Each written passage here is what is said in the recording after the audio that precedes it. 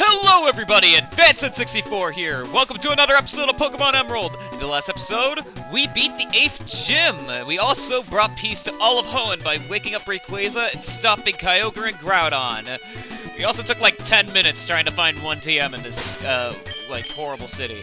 But we can finally get out of here now, and our main mission now is actually to get to Evergrande City. There's a lot of other things we need to do first, but one thing in particular, because if you remember, we actually got one particular TM in the last episode, and that TM was Waterfall.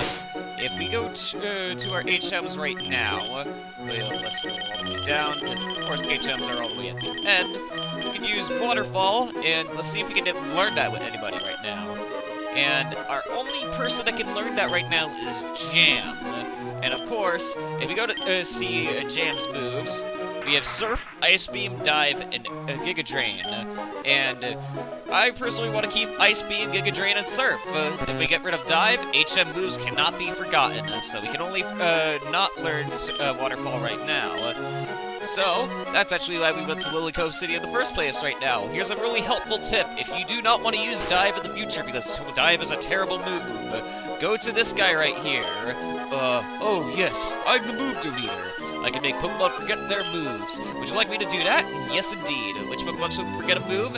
And the answer is Jam. And you do not actually need Dive, technically, to beat the game anymore. The only time you really needed it was to get to the Seacorn Cavern to beat either Archie or Maxie if you're playing Pokemon Ruby. And in order to get to Zootopolis. But we can fly there now, so there's literally no need. So now we got Dive completely gone. And I am sort of lying. We do need Dive for one more thing later on. But we are actually going to have another Pokemon that can easily learn Dive in our stead. And we can just easily learn Waterfall for Jam right here. And very good. Now that we have Waterfall, I could have just immediately started surfing down there, but of course this is really far away, and I forget if I even have repels. Let's go ahead and go to Moss Deep City. We'll fly there real quick, and let's go ahead and check if I actually have repels. That's actually a very good idea. Let's see. Right now, we have... Yes, indeed, we do have a repel. Okay. Let's go ahead and run down here. All you have to do, we could get here from Zootopolis, but of course we can't use Dive, so there'd be no way to leave Zootopolis, so I might as well just start going down from here. My main tip of trying to get to Evergrande City is to try to go down and go as much right as you can go. Of course, you're gonna eventually be stopped, from things here. There's tons of other things that you can find, lying around. There's gonna be tons of guys you can fight, a couple items that you can find there. We just want to keep going off, so right here. A few more dive spots here and there. Let's actually see if you're yes, you do have a Pokemon. I forget if we fought you when we were going to Civil Lock Town. But you only have a Staryu, and you're pretty much just a bunch of XP for my Deku there. Of course, we're still doing really good on levels and everything. One guy I still want to train, and oh, of course, I battle one person. They immediately want to give me their phone number. Thank you very much. I'm leaving. Alright, going over here. That's actually a double battle. I wouldn't mind doing that right now. How about we change it up? I know that I'm pretty much spending out a ground type on them, but of course, Dragon resists water, so it's not that big of a deal. The sunlight seems more harsh in this area. You're looking awfully tough. I wonder if I can win. I wonder, I think they were expecting you to come over here when the sun was going on, but there's no way to even get to the city when that part's going on, because you need to beat the 8th gym in order to use Waterfall, and if you haven't beaten the 8th gym yet, you need to clear, the rain and the sun in order to get to the 8th gym, is what I'm trying to say. So it just doesn't really make sense. I don't know if I've ever used this combo in a video yet or not, but if you ever have any flying Pokemon or any Pokemon that resists Earthquake, pairing them with another Pokemon that has Earthquake in a double battle, you can just use Earthquake and not have to worry about hitting the guy next to you. Of course, Earthquake hits everybody on the field, and it can hit your own guys, and it's never fun when it happens. And, ooh, level 43! Awesome! We're doing awesome with Gara. Oh boy. We're getting really close, and let's see. I couldn't see very well because of the sun's glare. And ouch, I guess it was a blow alive. I rented out too fast. I think he said something about being impossible. And of course our repel wore off. I think we're right around the corner, but I don't really want to jinx it. Let's keep going here. And yes, we are. Welcome to Evergrande City. Although our main attraction here for that is this waterfall. If we go ahead and go up it, now that we have waterfall, we can actually go to Evergrande City. Very cool place. The really only place that this music plays, and there's all these flowers around. I always really love the place here. Let's go ahead and check out this Pokemon Center here, so we can, of course, fly to this place at any time. I don't even know if we really even need to heal, but... Oh! Look at you! Peter! You've clawed your way up to face the Pokemon League. I'm happy for you. You made my cheering worthwhile. Peter, if you were to become the Pokemon League champion, I'll get in touch with you then. Okay, Peter, go for greatness. Alright, just, now I'm not gonna talk to you anymore unless you're the champion. Alright, I see how it is, Scott. But alright, let's go ahead and heal our Pokemon real quick. And there is, of course, one super main attraction in Evergrande City. I'm gonna go show off real quick if we just keep going down right here. Let's check out this sign. Entering Victory Road. If we go in here... Welcome to Victory Road. Victory Road is the last hurdle in most, pretty much every Pokemon game. That is always before the Pokemon League. You always have to go through this last little puzzle to go through there. And we can, in fact, go through this right now, but there's so many side things left to do in Hoenn that I would really rather to do those first before we go finish up the Pokemon League and everything else in it. So, I know, sorry to mislead you there, but my main thing is we're gonna have to show off this water route here. In fact, I say one route because it's this whole place and these three routes act very similar, and it's easily my least favorite routes in the entire game, but it has the coolest puzzle in the entire series, if you ask me. Our other main place is going back to Slateport. So here we go back there.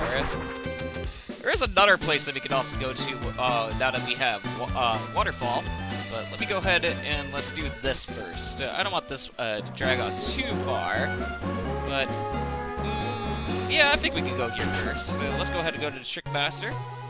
And you're being watched. And of course, I can never see where this guy is. I think he's back here. Yes, he is. Okay.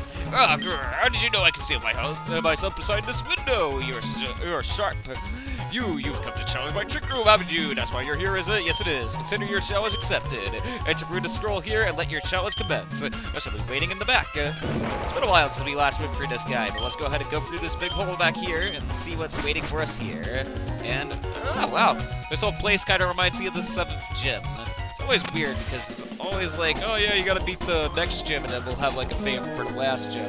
Very strange. Going around the same spot and begins ill fortune. Yeah, honestly, do you think Trickmaster pays these people to like stay here? Imagine being these guys just on these like panels like constantly that has to be swapped around. I don't even think they did that in what was it? The 7th gym. Like we just moved like statues around, right? No, I think we moved some people around now that I'm thinking back to it. But that's like honestly the worst. And ooh, now that I think about it, I should actually go for Kadabra here first, because I would not want to be hit by a psychic by this dude. That could probably take out Batman in one hit, but luckily, okay, we don't have to even worry about that at all. Luckily, Kadabras are very frail, but they are very fast. Luckily, we have a Crobat, which is like one of the fastest Pokemon in the game. So that's definitely a very good thing to help have at this moment. There we go. We even got a critical hit on the Soul Rock? Dang, that was awesome! Okay. And now this pretty much has just gone into a 2-on-1 battle, because I think that was the only Pokemon that dude had. Okay, and oh, Curse. That might actually be bad, because we do have to at least go for 1 or 2 turns so we can let the other guy spawn. So Gara is going to get hit by this, but I mean, that's not so bad. I think Curse does 1 in 6 damage, so as long as we beat it in 6 turns, I think we're okay. Or it's either that or 1/4, but I know it's somewhere around that. But oh, geez, that wing attack didn't even take it out. It was close. I didn't want to do Sludge Bomb because I think Ghost resists poison. So don't quote me on that. These type resistances are a little bit hard to keep track of at time to time.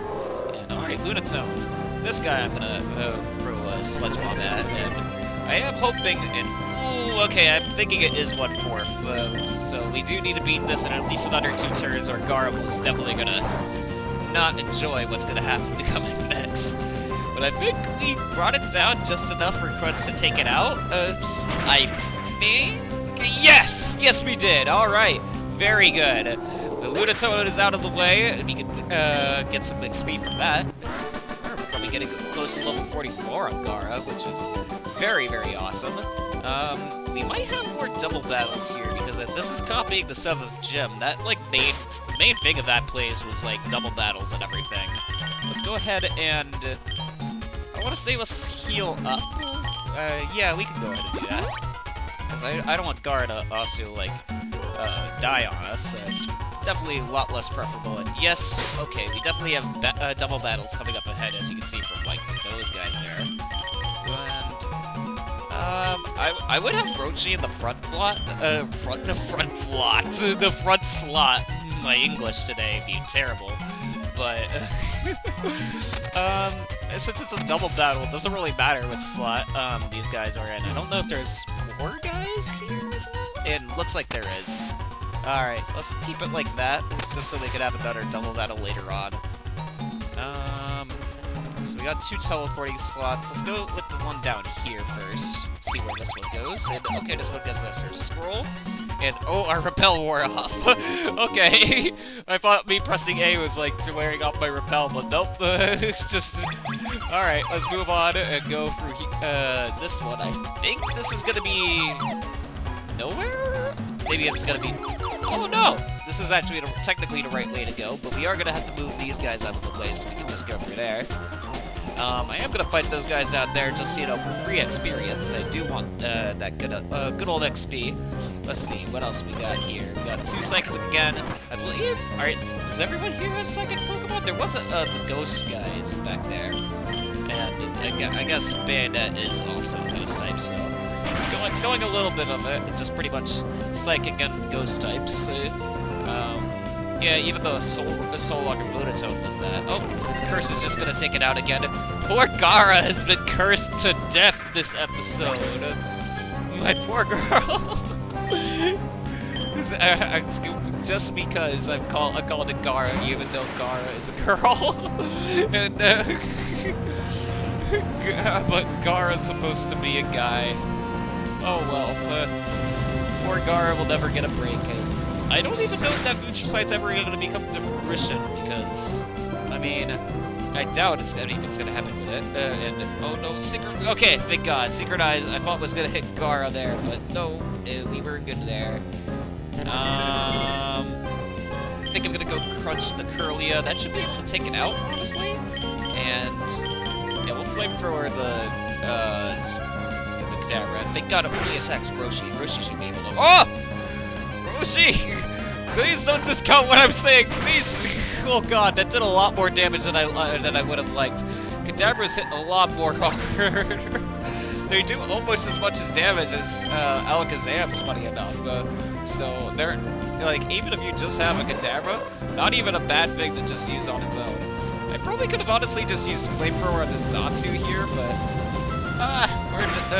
it's probably okay. I was hoping that we could have moved first, but of course I used my, like, slowest Pokemon, my freaking Tortoise, in order to attack the guy that is super fast. Oh well, let's go ahead and check out Zatsu here, and hoping that this will take it out. If it doesn't, yeah, we'll just have to rely on the Flamethrower. And ooh, Nightshade! Okay, hopefully we have more. Okay, we have more than 41 health on Gara. But if we do not take out Zatsu here, Gara's gonna take it out by the Curse. So please come and clutch here. I am really, really hoping, and yes! 44! That is exactly what I wanted. Alright. That means I have a very special plan for Gara here. Oh, well, go ahead then. Now, of course, most of my Pokemon are about level 44, 43, except Roshi there. Let me go ahead and heal them up real quick. You maybe have been remembering, I've been going around all sorts of places. I've been trying to show as much of Hoenn as possible. I'm not showing everything in the water routes because that literally would take forever. I'm probably only gonna show as much as I can, even with the next few routes that I'm gonna do. But what I'm mainly trying to say is these rare candies here. I got 9 of them, and I'm giving one to Gara here because, well, mainly because of this. Gara is now evolving. Our final party member to evolve. We finally got our full team ready. And of course, I was expecting this to happen a little bit earlier. You might have already seen, if you got to the end of the episodes, with the last 2 episodes, that Flygon was actually already at the end of it. But I didn't want to drag it on forever. Here we are. Gara has finally become a Flygon. Now, probably one of our strongest members as well. Don't even know how it compares to other ones, but yeah. I mean, has the strongest attack stat out of everybody. Even Rex here. I'm pretty surprised about that. Then again, it is 3 levels higher than it, so not too surprising.